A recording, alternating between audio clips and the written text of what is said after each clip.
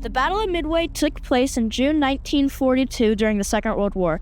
At 7 a.m., Japanese Vice Admiral Yaman Yamaguchi was pacing the bridge of a large Japanese aircraft carrier, the Hiryu.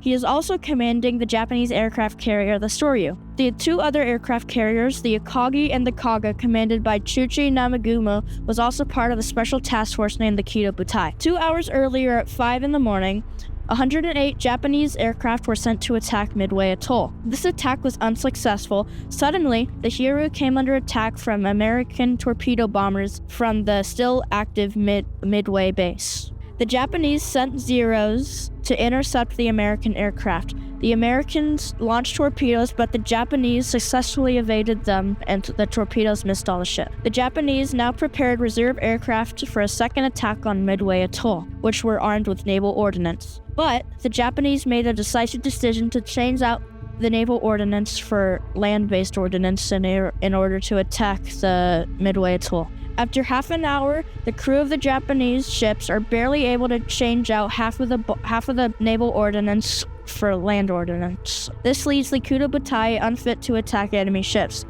They have left themselves vulnerable to aircraft attacks from the Americans, as their hangars are now filled with explosives. Japanese scout planes notify Kido Butai that they have spotted 10 American naval ships. Nagumo tells Yamaguchi to leave all the remaining aircraft that still have torpedoes to keep them. Time has now been wasted and they're stuck between two strategies. Yamaguchi now gives the order to prepare for an attack on the American ship.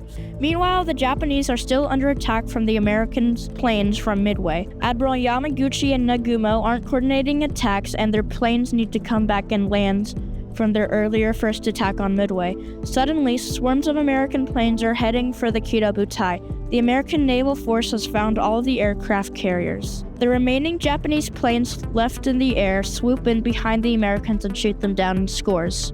Many American planes managed to survive and release their ordnance on the Kido Butai. Remarkably, the huge naval ships are able to maneuver and evade all of the torpedoes. At 10:22 in the morning, Yamaguchi sees 50 U.S. Navy SBD Dauntless bombers appear from two different directions.